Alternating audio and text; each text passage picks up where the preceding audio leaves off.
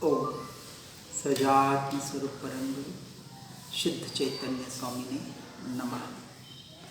स्यदवाद नये षट द्रव्य गुण पर्याय और प्रमाण का जड़ कर्म चेतन बंध का हर कर्म के अवसान का कह कर स्वरूप यथार्थ जग का जो किया उपकार है उसके लिए जिन वाणी माँ को वंदना शतवार है, वंदना शतवार है।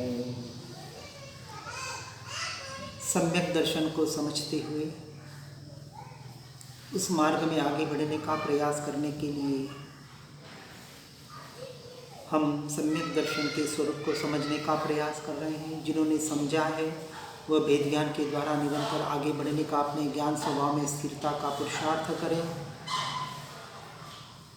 कल हमने देखा कि राग भिन्न और ज्ञान भिन्न यानी आत्मा भिन्न है,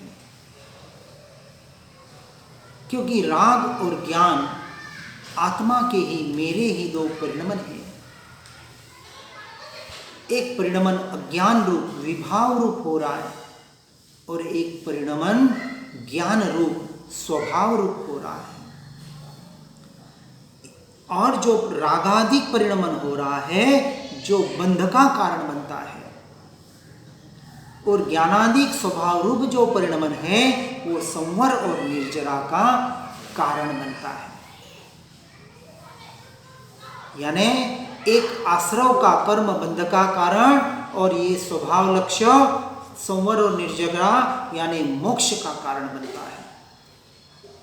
अब यहाँ कहा कि विकार और स्वभाव को भिन्न जानने से ही मोक्ष होता है, उसके लिए प्रज्ञा ही साधन है।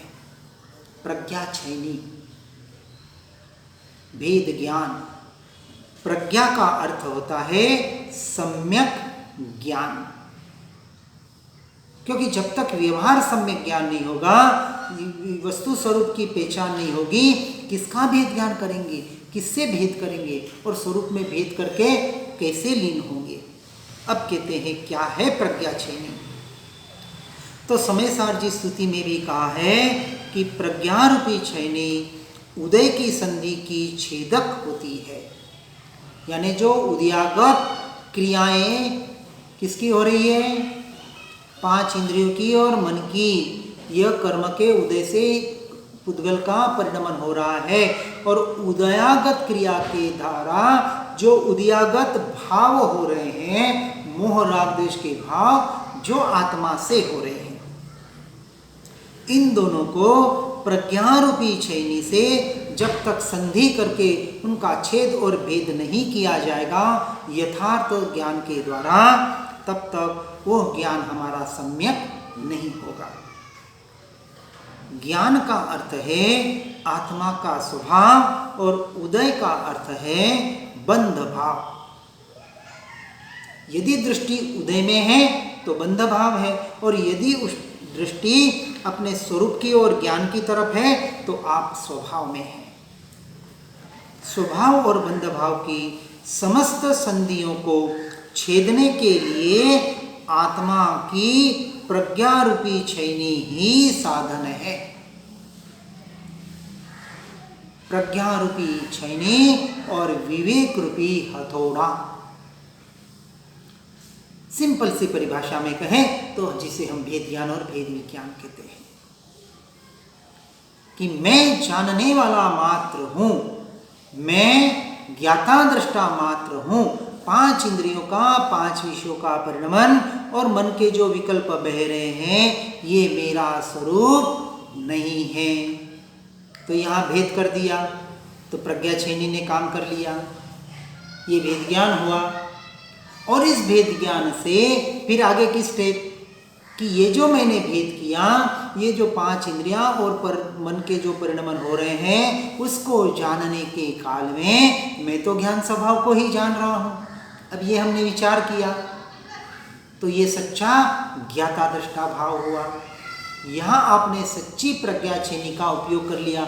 अब दृष्टि पर पे भी नहीं, पर जनाता है उसी काल में मैं ज्ञान स्वभाव को जानता हूँ। अब ये संधियों का उपयोग करके हमने उसका संपूर्ण विच्छेद कर लिया और अपने फिर ज्ञान स्वभाव में लीन हो गए। ये ज्ञान यही मैं, तो मैं में आ गए, तो पर द्रव्य से भी दृष्टि हट गई। अब ऐसी प्रज्ञा छेनी का हमें उपयोग निरंतर करना है। इसलिए ज्ञान और राग दोनों एक पर्याय में वर्तमान होने पर भी दोनों के लक्षण कभी एक नहीं हुए हैं। दोनों अपने निज लक्षणों में भिन्न भिन्न हैं। इस प्रकार लक्षण भेद के द्वारा उन्हें भिन्न जानकर एक ही समय में राग भी हो रहा है और ज्ञान भी हो रहा है। ये जो राग हो रहा है ये तो कर्म की धारा, और ये जो ज्ञान हो रहा है ये मेरे ज्ञान की धारा। अब मैं राग की धारा को पकड़ूं कि ज्ञान की धारा को पकड़ूं, ये किसके हाथ में है? ये मेरी हाथ में है। यही तो पुरुषार्थ है। ये पर्याय जो स्त्री रूपी है, स्त्री रूपी पर्याय के हाथ में वरमाला है। एक तरफ नपुंसक ऐसा राग है और एक तरफ पुरुष ऐसा आत्मा द्रव्य है। ये पर्याय जो स्त्री है, ये जो मैं हूं, ये जो अभी हम बोल रहे हैं, ये भी पर्याय का ही परिणमन है। ये जो भाव भाषण हो रहा है ये भी पर्याय में ही हो रहा है, अभी द्रव्य में तो कुछ भी नहीं होता है।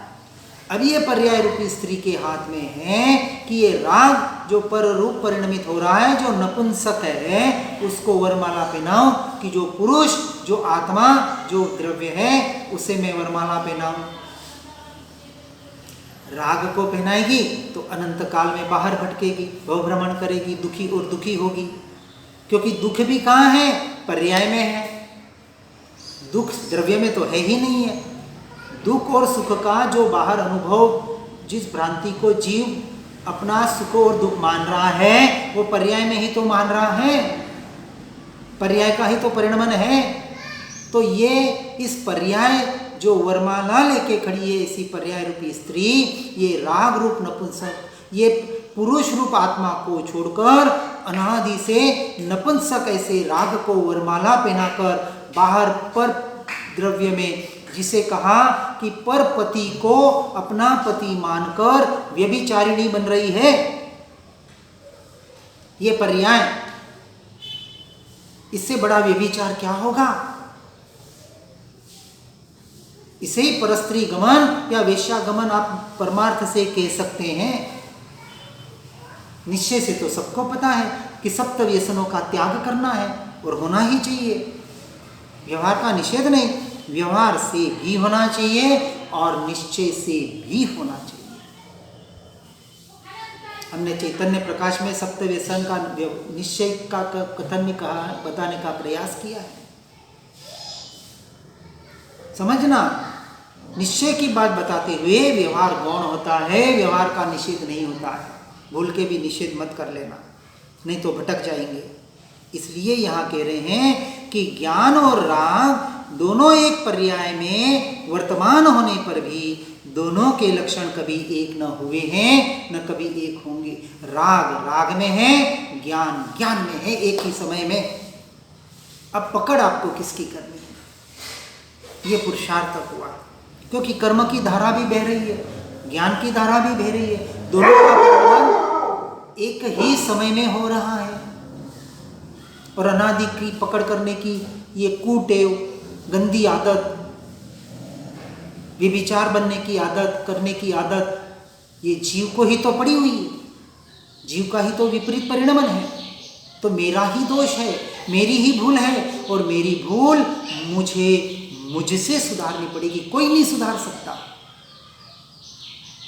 उपदेश देने वाले उपदेश दे देंगे, बता देंगे, मार्ग बता देंगे, चलना हमें स्वयं को पड़ेगा। मार्ग इतना स्वतंत्र है, हर जीव का मार्ग स्वतंत्र इसलिए बताया। कोई नहीं चला सकता इस मार्ग में, परमात्मा भी नहीं, तो हम कहाँ से चलाएं? हमें ही चलना पड़ेगा स्वयं से स्वयं को। इसलिए दोनों अपने निज लक्षणों में भिन्न भिन्न हैं। इस प्रकार लक्षण भेद के द्वारा उन्हें भिन्न जानकर मानकर उनकी सूक्ष्म अंतर संधि में प्रज्ञारूपी छैनी के प्रहार से, ये प्रज्ञारूपी छैनी जिसे हम भेद ज्ञान कहते हैं, ये मैं नहीं, ये मैं नहीं, ये मेरा नहीं, ये मेरा नहीं, ये मैं नहीं, निरंतर रटन करो। अभी ये मैं का तो कर लिया, इसलिए हम तो एक उल्टी माला देते हैं, उल्टा मंत्र देते हैं। लोग कहेंगे क्या मंत्र है क्या? अरे मंत्र क्या होता है? आपके भाव, आपके शब्द, वही तो मंत्र है।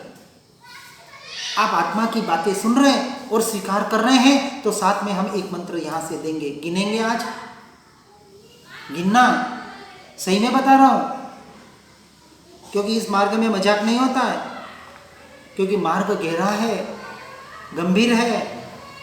यहां से जब भी आप बाहर निकले, कोई भी परिचित मिले, तो समझना यह मेरा परिचित नहीं है, क्योंकि मैं आत्मा हूं।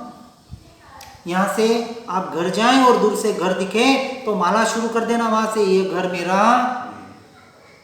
फिर डोरेबेल बजाएंगे, दरवाजा जो भी खोलेगा, सामने जो नजर आता है तुरंत विचार, ये पत्नी मेरी नहीं है, ये बेटा मेरा नहीं है, ये पौत्र पौत्री जो भी सामने आया मेरा नहीं है। गिनेंगे महाराज, जब तक वो दिखता ये मेरा नहीं है, ये मेरा नहीं है, गिनो माला। मैं की तो माला गिन रहे हैं, और मेरा मेरा जो है जिसमें मैं और मेरा कर रहे हैं उसमें अटके हुए हैं। अरे वहां से भी तो छूटना है, पर को भी पर मानना पड़ेगा ना। जब तक पर को पर नहीं मानेंगे, सो में कैसे आएंगे? दोनों का यथार्थ भेद ज्ञान करना ही पड़ेगा। ये माला माला नहीं लगती है, पागलपन लगता है। करना ये प्रयोग, बेटा नहीं, पोता पोतरी कोई हो, छोटा बच्चा घर में रोता हो, तो ये भेद ज्ञान करना, उसको उठाने मत जाना फटाक से, मेरा पोता रो रहा है, और किसी को बुलाने भी मत जाना।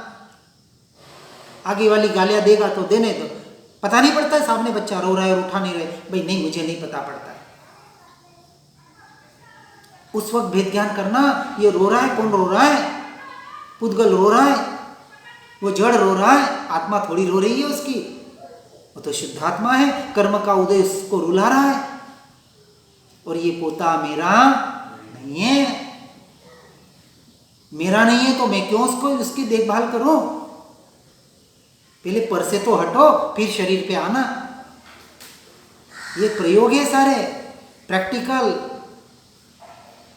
सुनते समझते हैं, लेकिन घर पे जाके भूल जाते हैं। हम तो एक एक प्रयोग बताते हैं, ऐसे करो प्रयोग, करने पड़ेंगे। अभी तो देहात्म बुद्धि, अभी तो पर की बुद्धि नहीं छूट रही है, छोड़नी पड़ेगी। छूटना है तो, मोक्ष जाना है तो, आत्मा को पाना है तो, नहीं पाना उसके लिए कुछ भी नहीं। करो सत्य पुरुषार्थ, ये पुरुषार्थ हुआ प्रैक्टिकल। सुनना पढ़ना कोई पुरुषार्थ नहीं है, परिणमन भीतर से। ऐसा भाव है, सामने बच्चा खड़ा हो, हम तो कहते हैं पत्नी और बच्चों के सामने, ये कौन किसका है, कोई किससे क्या नहीं, ये शरीर ही मेरा नहीं है, तो तू मेरा कहाँ से हुआ? हमारे बच्चे सुनते हैं रोज, ये क्या सुनेंगे, और पता है उनको, ये तो बोलते रहते हैं, इसलिए तो यहाँ बैठे हैं। वो तत्व का निर्णय कराता है। इसलिए कहा कि सूक्ष्म अंतर संधि में प्रज्ञा रूपी छैनी के प्रहार से वे अवश्य पृथक हो जाते हैं। अब ये भी व्यवहार का कथन, पृथक हो जाते हैं। पृथक ही है भैया, जैसा है वैसा जानो। पृथक करना है, भेद ज्ञान करना है, ये भी सारा व्यवहार का कथन, लेकिन अभी तो करना पड़ेगा। ये यहां व्यवहार का निषेध नहीं है, क्योंकि निश्चय के लक्ष्य से व्यवहार हो रहा है। भेद ज्ञान नहीं करोगे तो कैसे? आत्मा तो सीधा, आत्मा तो सहज है, सरल है, क्या करना, कोई क्रिया थोड़ी है, आत्मा तो अक्रिय करता है। फिर बैठ जाओ घर पे, कुछ भी नहीं करना। हम तो कहते करना पड़ेगा, आत्मा के लक्ष्य से, स्वरूप के लक्ष्य से, विचारों के माध्यम से क्यों कहा कर विचार तो पाम? विचार करने को कहा है, विचार हो थोड़ी रहा है, करना ही पड़ेगा। क्रिया से अक्रिया, कर्ता से अकर्ता की ओर बढ़ने का ये भेद ज्ञान, इसे कहा। यह प्रज्ञा छेनी की बात यहाँ बताने का प्रयास कर रहे हैं। जैसे पत्थर की संधि को लक्ष्य में लेकर उस संधि में सुरंग लगाने से शीघ्र ही बड़े भारी धमाके के साथ उस पत्थर के टुकड़े हो जाते हैं, उसी प्रकार यहाँ इस सम्यक ज्ञान रूपी प्रज्ञा छयनी रूपी ये जो सुरंग है तथा आत्मा और बंध के बीच की ये जो सूक्ष्म संधि को लेकर लक्ष्य में लेकर सावधानी के साथ उसमें वह सुरंग लगानी है, और ऐसा करने से आत्मा और बंध पृथक हो जाता है। अब ये क्रिया बताई, क्योंकि पृथक है पर अज्ञान से एक माना हुआ है, तो व्यवहार से कहा कि पृथक करो, और फिर निश्चय से मानो कि पृथक ही तो था। आज दिन तक मैंने पर को जाना नहीं, जान सकता नहीं, ये मेरा स्वभाव है, यह निश्चय का कथन। लेकिन फिर भी पर्याय में पर को मैं और मेरा मान रहा हूं, ये व्यवहार का कथन। परिणति मैली हो रही है कि नहीं? मलिन हो रही है, पर में जा रही है। अभी जो योग्य पुरुषार्थ होना चाहिए नहीं हो पा रहा, तो कहते हैं अब करो, करना पड़ेगा। ये बात यहां बता रहे हैं। और ऐसी प्रज्ञा छेनी से, वहां सुरंग लगाने से आत्मा और बंध उस प्रज्ञा छेनी के द्वारा निरंतर भेद ज्ञान, भेद ज्ञान, भेद ज्ञान, एक ही छेनी, उसका ही विवेक रूपी ये हथौड़ा निरंतर ठोकते रहो, ठोकते रहो। ऐसे परमात्मा की प्रतिमा बनाते हैं, क्या करते हैं? पत्थर से प्रतिमा बनी, तो प्रतिमा तो पत्थर ही है, उस पत्थर में ही प्रतिमा थी। उसको क्या किया? पहले बड़ी चीनी हथौड़ी से अप्रयोजनभूत तत्वों को हटाया, फिर थोड़ी बारीक चीनी हथौड़ी ली, फिर उसको हटाया, फिर और सूक्ष्म बारीक चीनी हथौड़ी ली, फिर आंखें बनाई, वो बनाई, वो बनाई, अवयव बनाए, तो मूर्ति तैयार हो गई। इसलिए हम भी तीन भेद बताते हैं। पहले बाहर के ज्ञाता दृष्टा रहो, उसको हमने कहा दृष्टा ज्ञाता भाव। फिर कहा ज्ञाता दृष्टा भाव रहो, अपने ज्ञान स्वभाव में आने का और द्रव्य स्वभाव में आने का पुरुषार्थ करो। अब ये मन के द्वारा, प्रयोग के द्वारा करना पड़ेगा। ये सुन पढ़ के क्या किया और नहीं कर रहे हैं, तो जैसे थे वैसे के वैसे, यहाँ से गए, संसार में गए, वापस वो की वो धारा चालू, और वैसे ही रहना है तो वैसे रहे, हमें क्या इससे। इसलिए कहा आत्मा और बंध पृथक हो जाते हैं।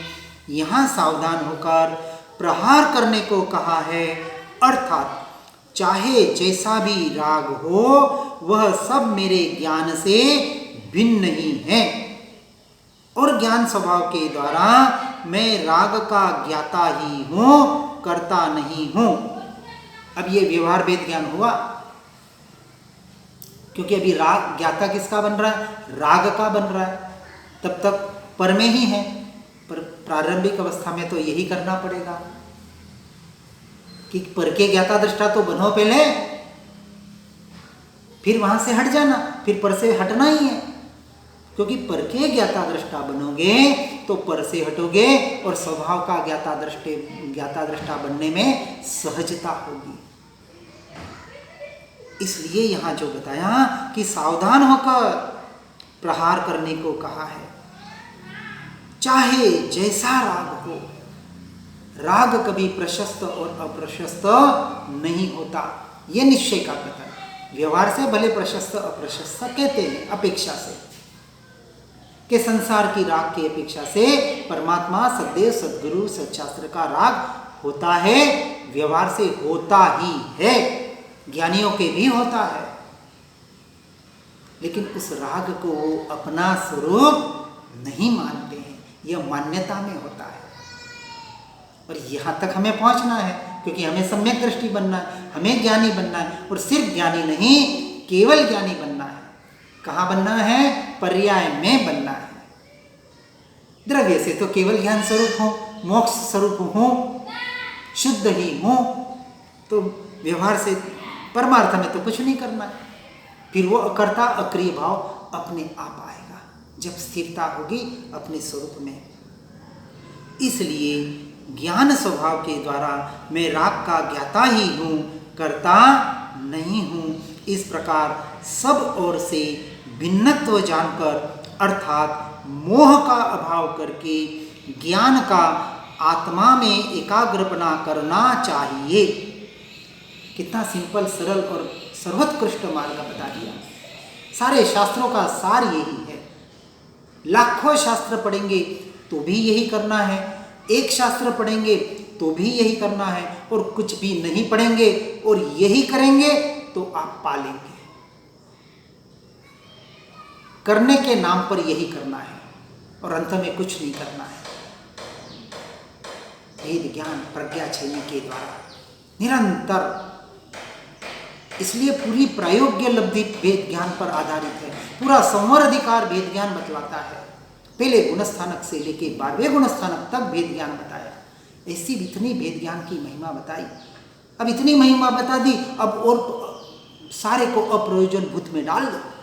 सारे को एक ही प्रयोजनभूत वेद ज्ञान प्रज्ञा छेनी, वेद ज्ञान से वेद विज्ञान और आत्मरमणता करो अभ्यास, और घर पे रह के करना।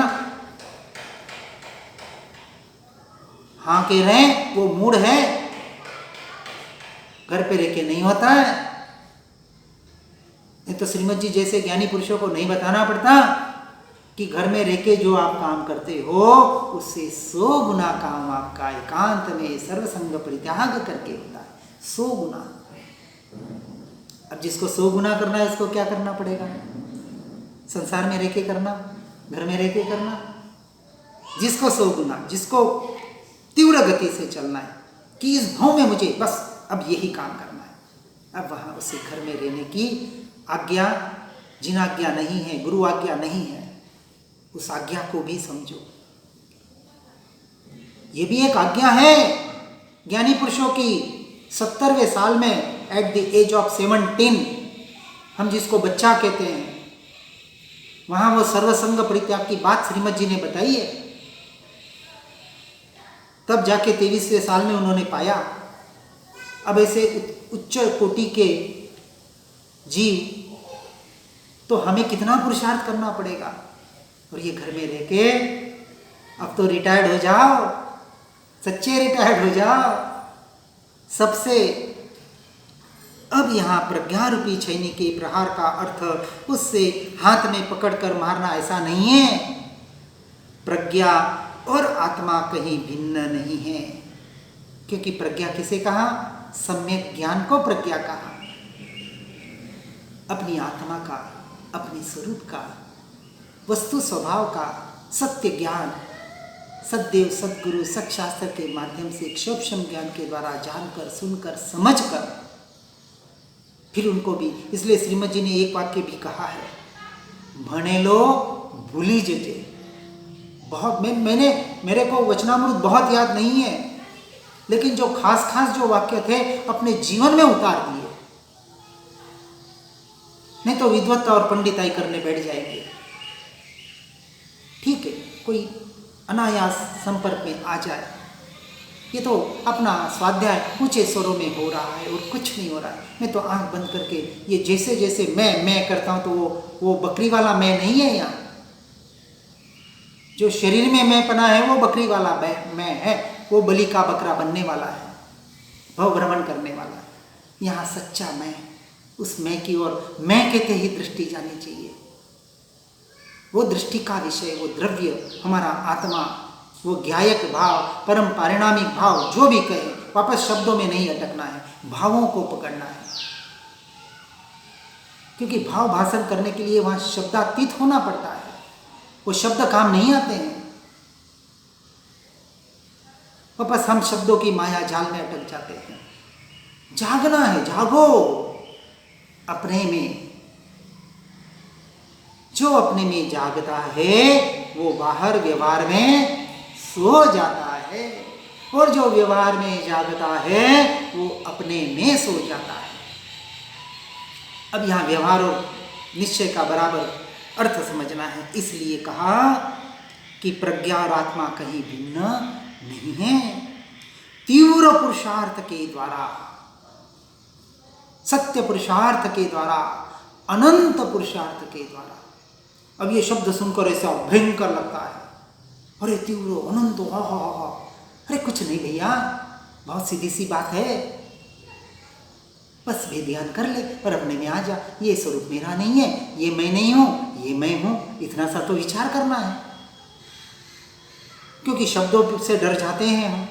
तीव्र पुरुषार्थ, अनंत पुरुषार्थ, सत्य पुरुषार्थ, ये तो महापुरुषों का काम है, हम पापी जीवों का थोड़ी काम है। अरे भैया, पापी जीवों का ही काम है। वो महापुरुष भी तो पापी जीव ही थे पहले, हमारे जैसे साधारण मनुष्य थे। वो भी अनंत 84 लाख योनि में भटक कर आए हुए थे। कोई बड़ी बात नहीं है। अपने आप को क्यों हीन मान रहा? तेरी अवस्था से वो महापुरुष बने और हर जीव में यह शक्ति पड़ी हुई है, तो मुझ में भी पड़ी हुई है, क्यों मैं अपने को हीन मानूं? जब तक यह पुरुषार्थ नहीं करता है तब तक उस व्यक्ति को, उस मनुष्य को व्यवहारहीन दीन कहता है। जो पुरुषार्थ नहीं कर रहा है और जो कर रहा है वो हीन दीन हो ही नहीं सकता। और अपने को हीन दीन फिर भी मान रहा है, ठीक है। व्यवहार से हम जब प्रार्थना करते हैं परमात्मा प्रतिमा के आगे, गुरु के आगे होते हैं, तब की बात व्यवहार की हो गई, मान्यता में नहीं होना चाहिए। व्यवहार विनय और परमार्थ विनय को यहां बराबर समझना है। व्यवहार से हीन दीन भले माने, क्योंकि अभी तक उस दशा तक हमें पहुंचना है पर्याय की अपेक्षा से। लेकिन पर्याय दृष्टि में ही रहेगा तो द्रव्य दृष्टि कब करेगा? और द्रव्य दृष्टि करने के लिए तो भेद ज्ञान करना है।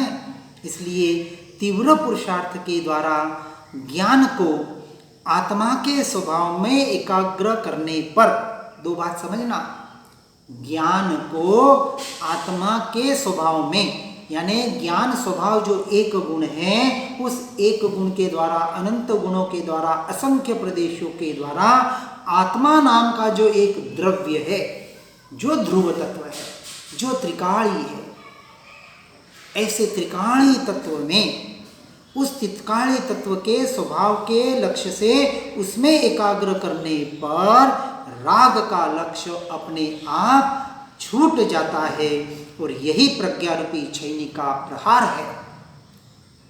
कोई प्रज्ञा छैनी लेके हथौड़ी मारने नहीं बैठना है। जब तू हे जीव अपने द्रव्य में स्थिर हो जाएगा तो राग से मुझे हटना है, राग को निकालना है, द्वेष को निकालना है, मोह को निकालना है, कर्मों को निकालना है, मन को स्थिर निकालना है, कषायों को निकालना है। अरे भूल जा, ये निकालने की बात भूल जा। आज दिन तक उपाय उस पे ही किया, मन को कैसे स्थिर करो, ओम ध्यान, मन स्थिर हो जा। अरे वो बेचारा चंचल मन है, कैसे स्थिर होगा? और स्थिर हो जाता तो चंचल की उपमा ही खत्म हो जाती। जो कुछ परिणमन है वो पर समय है,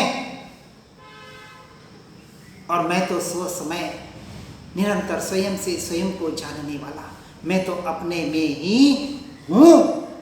अपने में आना ये भी व्यवहार का कथन। अरे अपने में ही हूं, सहर्ष स्वीकार हो गया ज्ञानी। कोई ज्ञानी होने के लिए माथा थोड़ी फोड़ना है, कोई 100 किलो का वजन थोड़ी उठाना है, क्या शरीर को पूरा गला थोड़ी देना है, कुछ नहीं करना, बस मैं हूं अपना स्वीकार करना है। सम्यक दर्शन हो गया प्रज्ञा छैनी के द्वारा। जो मैं हूं सो हूं, और जो मैं नहीं हूं सो नहीं हूं। टंकोत्कीर्ण निर्णय, इसका नाम प्रज्ञा छैनी, इसका नाम ज्ञान स्वभावी आत्मा की ओर बढ़ना। पुरुषार्थ तो एक ही, कुछ न निकालना और कुछ पर समय से दृष्टि ही हटा देना, और निरंतर अपने दृष्टि का विषय अपनी आत्मा को, अपने ज्ञायक भाव को, अपने ज्ञान स्वभाव को बनाने का पुरुषार्थ करना, यही एकमात्र परमार्थ धर्म है। और इस परमार्थ धर्म से ही सम्यक दर्शन से लेके मोक्ष तक की प्राप्ति पर्याय में प्रकट होगी। अपने आप प्रकट होगी। अब न मुझे सम्यक दर्शन चाहिए, न केवल ज्ञान चाहिए, न मोक्ष चाहिए, कुछ भी नहीं चाहिए। सिर्फ एकमात्र अपने द्रव्य की रमणता चाहिए, जो सब कुछ अपने आप दे देगा, सब दे देगा आपको। बस मैं अपनी आत्मा में, अपने स्वरूप में, स्वभाव में कैसे स्थिर हो सकता हूँ, इसका सत्य पुरुषार्थ करके हर जीव इस मार्ग में आगे बढ़कर सत्य पुरुषार्थ करके अपने स्वयं को पाकर स्वयं में लीन बनने का प्रयास करे। जिना के विरुद्ध कुछ भी कहने में आया हो तो इच्छामि दुक्कड़म। जिन वाणी के ज्ञान से हो सम्यक श्रद्धा, हो चारित्र महान उर पाऊं पद निर्वाण। जहाँ वाणी के ज्ञान से सूझे